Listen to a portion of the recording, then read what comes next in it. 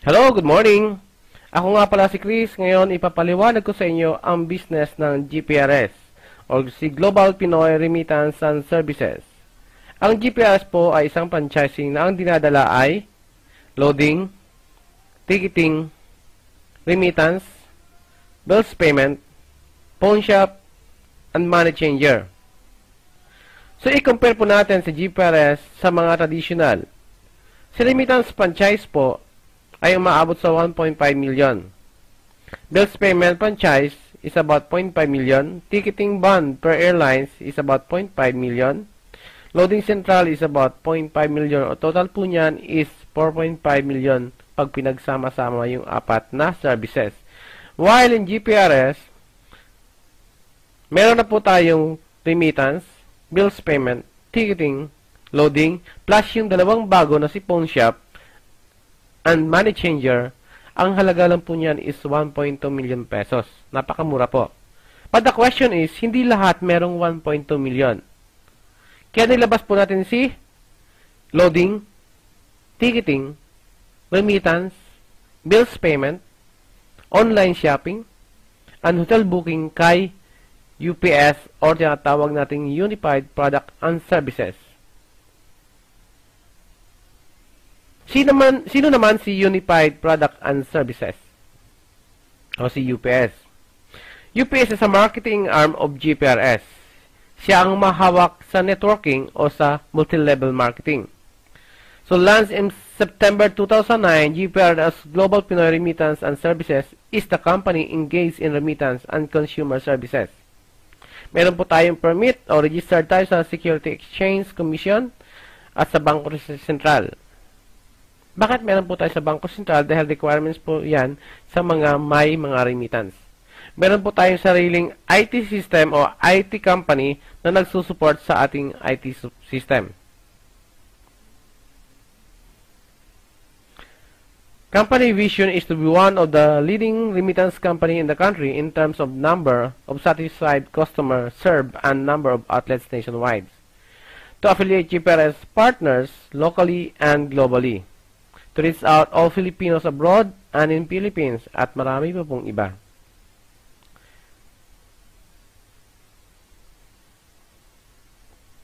So let me explain yung Filipinos sa abroad at kung gaano kalaki yung remittance. Bakit po? Kasi related yung business natin sa mga to.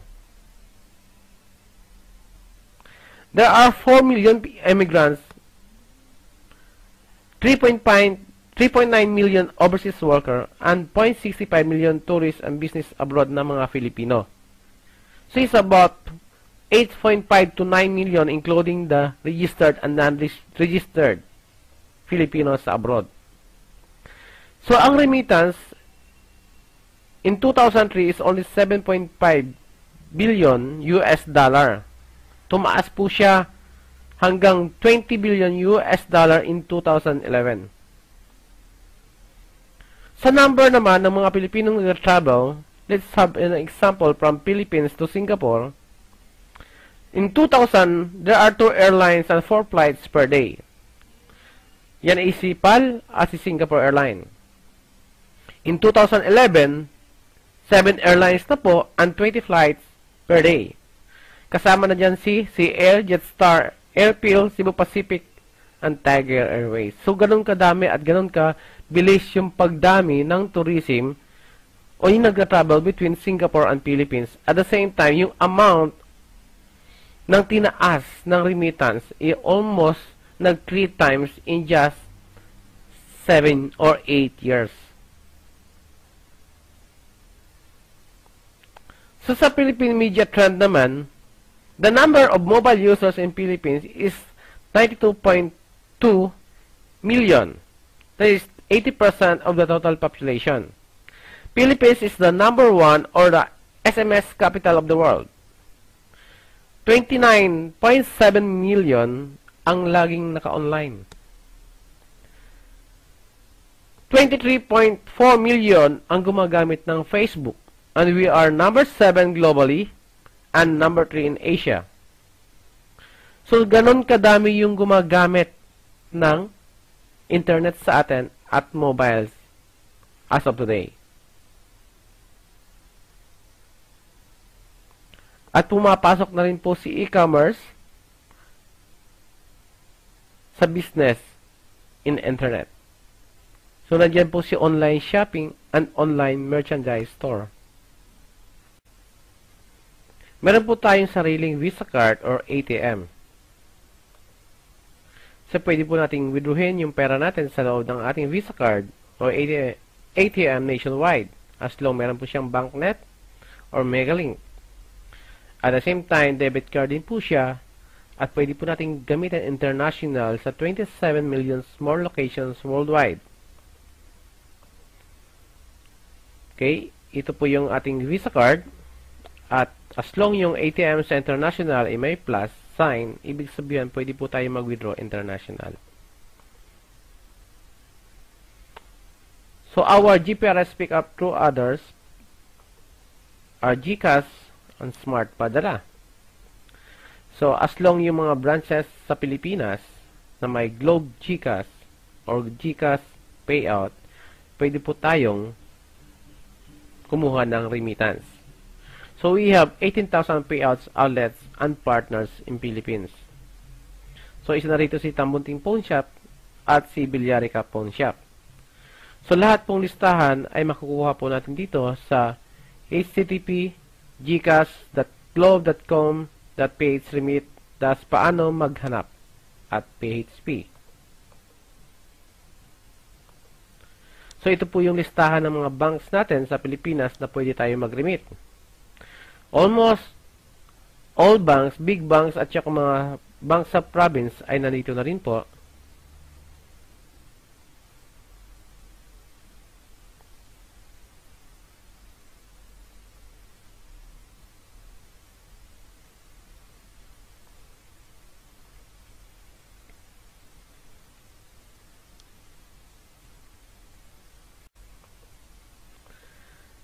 Okay, we have two types of packages. We have the global package. May kasama siyang Visa card, dalawa. 65 retailers card. Unified loading system. Includes online loading, remittance, ticketing, domestic and international, bills payment, and online shopping. Plus, may online hotel and resort booking pa. Right, sa halagang 14,998 pesos only. Next, we have dealer package. So, may kasama siyang Visa card na isa, 40 retailers card, unified loading system, includes online loading, remittance, ticketing, domestic lang po, at bills payment. Sa halagang 7,998 pesos only.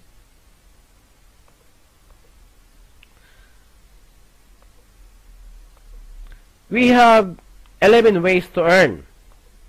First, retailing or retail profit. Kikita po tayo from 12% to 13% every load wallet sold. For example, naglo-load po tayo kay Smart, kay Globe, kay Sun ng tigpa 500 per day. Kikita po tayo ng how much? It's about 500 o 5,400 per month. Next is the retailer's cards commission.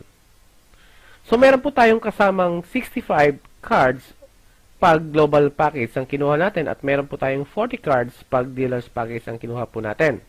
Pag naubos po yan, pwede po tayong bumili.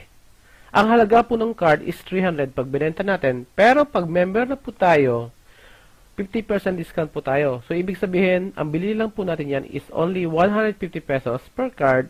Binenta po natin ng 300, may kita po tayong 150 pesos per card. Next, ano po naman yung gamit ng retailer's card? Ang traditional retailers po, kailangan po natin ng tatlong cellphones. Kailangan po natin ng tatlong SIM cards at kailangan po natin ng tatlong load wallets. So, total investment po niyan is about 4,200 pesos. Sa GPRS po, ito ang pinaka-unique at naiiba kumpara sa traditional. So, you can use your existing cellphone and SIM card. Hindi mo na kailangan bumili ng additional cellphone at or extra SIM card. Load up all networks by using one load wallet. Includes online loading, personal inventory system, personal website, at ang kita po nila dyan is 11%. So, pwede rin po tayo mag-load sa tatlong network. Sa Smart, sa Sun, at sa Globe. Plus, pwede po tayo magbenta ng mga cards, mga game cards, mga internet cards, at pwede rin po tayo magbenta sa PLDT, yung mga prepaid cards, like IDD, prepaid landline, at marami pang iba. Kasama po dyan ang Sky Cable. So, sa halagang investment mo is only 300 pesos. Wow! So, meron po tayong tinatawag na overrides commission. Siyempre, kung may retailers ka, dapat may dealer ka. Kung sa traditional, kung meron kang retailers, meron kang load central. Pag nag-join ka as a global or dealer package, you'll consider as a load central. So, kailangan po natin mag-load sa mga retailers natin. Ang kikitain po natin sa load wallets natin to retailers load wallet is how much? 2%. Sa traditional po naman, ang kikita po tayo ng about 2.5% kada karga natin sa mga traditional. So if you have more retailers worldwide, no, you have more 2%. So malaking malaki. You just imagine po, if you have 100 retailers, at kumakarga po sila ng 1,000 per day, 2% of 1,000 is 20 pesos, times 100, that is 2,000 pesos. Times 30 days, that is how much? That is 60,000 pesos per month. Wow, grabe. Next, remittance po naman tayo. Okay? Meron po tayong remittance from GPRS to GPRS. So, we have 600 outlets sa Pilipinas na pwede natin kunin yung padala. Okay, if you are member or if you have dealer account or global account, pwede ka po mag-remit sa GPRS. So, ang system charge po natin is only 60 pesos per transaction. At kung gusto mo naman na gawing business, so pwede kang mag-charge ng additional on top of the system charge. Let's say, ang charge mo is 50 pesos at meron kang 10 transaction per day, kikita ka ng 15,000 a month, which is not bad. Okay, next is a remittance credit to banks. So, meron po tayong about 30 banks na kasama ngayon dito na pwede nating padalhan from GPRS account to banks. No? Ang service charge po natin is only 60 pesos plus yung bank charge na 100 pesos except BPI. Ang BPI po is 110 per transaction. Okay? Ang maximum charge remittance po natin is 50,000 per transaction. And let's say, mag-charge po tayo ng additional 50 pesos per transaction on top of the system charge. Kikita po tayo ng about 15,000 per month. Next, we have another one. Issue na tawag nating Visa card o GPRS to Visa card, GCash o Smart Padala. So, pwede rin po tayo magpadala sa kanila. At ang kagandahan dito po, 1 minute lang as long mayroon silang ATM. Mamaya-maya po, papasok na po sa kanilang ATM yung ating transactions na remittance from GPRS to GPRS Visa card or GCash and Smart Padala. So, let's say, mag-charge din po tayo ng 50 pesos per transaction on top of the service charge. Kikita rin po tayo ng about 15,000 per month. So, yung mga cellphones sa GCash o yung cellphone na Globe na wala o hindi pa nakaregister sa GCash, pwede rin po natin siyang padalhan through GCash Remit. At pwede po nilang pick upin sa 18,000 outlets nationwide sa Pilipinas. So, meron po tayong ticketing. So, we have international ticketing which is available sa global package. No? Kikita po sila ng about 750 pesos to 1,000 to per ticket.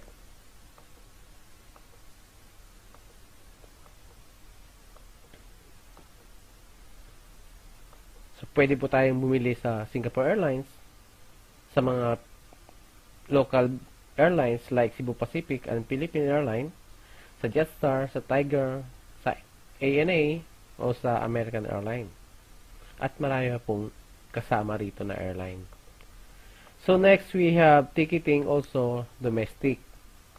So, kikita po tayo ng about 150 to 300 pesos per ticket. So, yung 5 airlines dyan kasama.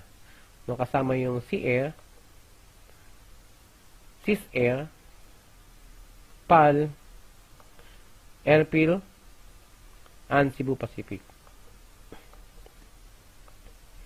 So, we have bills payment also. No? So, we have 95 companies or facilities na pwede nating bayaran, including the credit card, insurance, school tuition fee, Meralco, tubig, Sky Cable, at marami pong iba. So, let's say, mag-charge po tayo ng additional 10 pesos, additional o extra on top of the service charge o system charge na 10 pesos. Kikita po tayo ng about 4,000 kung meron po tayong transaction na 100.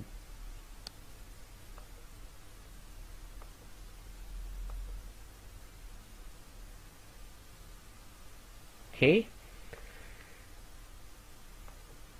So, next, ito yung total services natin based on our examples. No? Sa load central, kikita po tayo, o sa load retailing, kikita po tayo ng 5,004. Sa load overrides, kikita po tayo ng 12,000.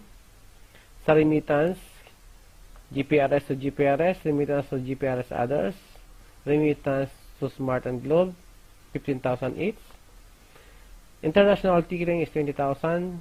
Domestic, 6,000. And the bills payment is 4,000. On total of 92,400 pesos per month. Wow, grabe. So, meron po tayong tinatawag na networking. Ito yung mga kikitain natin o possibilities na pwede natin kitain sa networking. First, direct referral. Okay? Ito ang kagandahan dito. Kasi pag nag-invite ka, may kikitain ka o may pupunta sa yung pera. Unlike pag nanood ka ng sine, pag nagustuhan mo yung sine at nag-invite ka, ni libreng passes, wala kang makukuha. Dito, pag in-invite mo yung friend mo at nagustuhan nila yung business, may makukuha kang magkano? 1,000 kung global package ka at ang pumasok sa iyo is global. Okay? So, every referral na pumasok sa yung global, meron kang 1,000. At pag pumasok naman sa US dealer, meron kang 600 pesos. So, the more friends or the more referral you have, of course, mas marami kang 600 or 1,000 pesos. So, meron po tayong natawag na incentive o direct referral for dealers. So, sa dealer naman po, limited lang po siya for 600 maximum kahit ang pumasok sa kanya is global. So, napaka-importante po yung position. So, hanggat maaga pa, mag-decide po tayo kung dealer o global yung ating pipiliin. No. Sayang din naman kung mga global yung pumapasok sa iyo at dealer ka lang. So, all 600 ang makakuha mo. Next, we have indirect referral.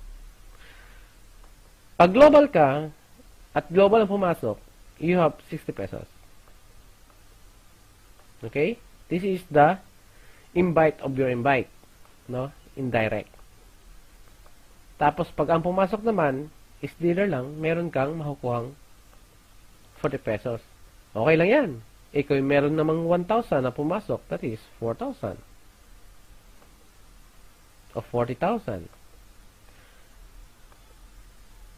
So, next, meron tayong natawag na indirect referral incentive for dealers. So, if you are dealers, kahit ang pumasok dyan po is mga global, so 40 lang din po ang makuha natin.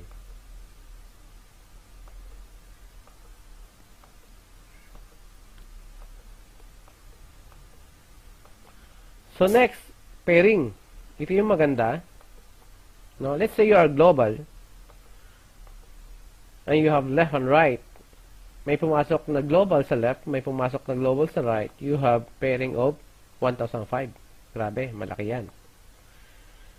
So let's say, sa kaibigan mong global, meron siyang isang nakuhang dealer at meron siyang isang global. Ang makukuha lang po niya ngayon is only 1,000 kasi ang points ni dealer is only 1,000. And the remaining points in global will be carry over to the next day or next following day. Okay, next, si kaibigan sa right na global, may pumasok sa kanyang global at may pumasok naman sa kanyang global, meron siyang makukuhang 1,005. Pero magkano ang makukuha mo? Is 2,005. Okay? Kasi ang pumasok sa kabilang points is 2,005 at ang pumasok sa kabilang points is 3,000. So, 2,005 lang ang makiklaim po natin sa pairing bonus.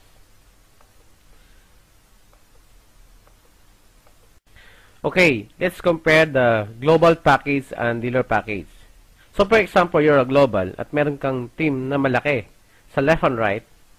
For example, you have 1,000 global members sa left times 1,500 points. Ganon din sa right, you have 1,000 global members times 1,500 points. Ang pairing bonus mo dapat is 1.5 million pesos. Ganon kalaki. But, if you are only a dealer package, so hindi mo makukuha ng buo yung 1.5 million. Instead, ang makukuha mo lang is only 1 million pesos. So, magkano ang nawala mo? 0.5 million. Parang nagtapon ka ng kalahating milyon. So, anong gagawin mo? Mag-upgrade ka na to global package. Meron po tayong tinatawag na safety net. No, yung global, meron po siyang maximum pairing points per day na 90,000 or equivalent yan sa 90,000 pesos.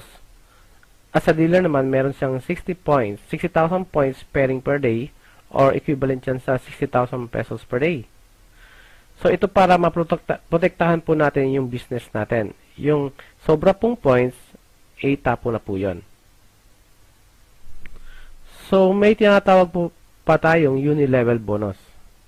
So, lahat na bumibili ng ticket under your group, meron po tayong makukuhang 10 pesos sa domestic at may makukuha po tayong 25 pesos sa international. Sa remittance naman po, meron po tayong makukuha na piso at sa bills payment, may makukuha rin tayong piso. Ito yung summary po for domestic. Kung meron kang member na tigdadalawa, it's member. At ang kita ay 10 at nagkakaroon siya ng 10 transaction per month, ito yung total na kikitain natin in 1 month. 204,600 pesos. Sa international naman po, kung meron po tayong transaction na 5 per month, aabot po tayo sa 255,750 pesos. At meron din po tayong sa remittance, let's say meron po tayong 100 transaction per month, every member. So, aabot po yan ng 204,600. Meron po tayong tinatawag ding unilevel sa bills payment. So, aabot din po yan ng 6,138 kung meron po tayong transaction na 3 every month. Ito yung maganda kasi hindi mo yan mapipigilan ng mga taong magbayad ng bills, mag-remit. So, ito yung tinatawag ring residual income. So, habang nagbabayad sila, habang nagpapadala sila, may perang papasok sa atin. So, meron din po tayong tinatawag na franchise agent fee. So, kada transaction po natin o pag nakapag-close tayo ng franchise, meron po tayong makakuhang 75,000 per franchise. For example, meron kang nakuhang 6. So, meron kang 75,000 dyan, 75,000 again, another 75,000, another 75,000, and 75,000 pesos. Wow! Sarap!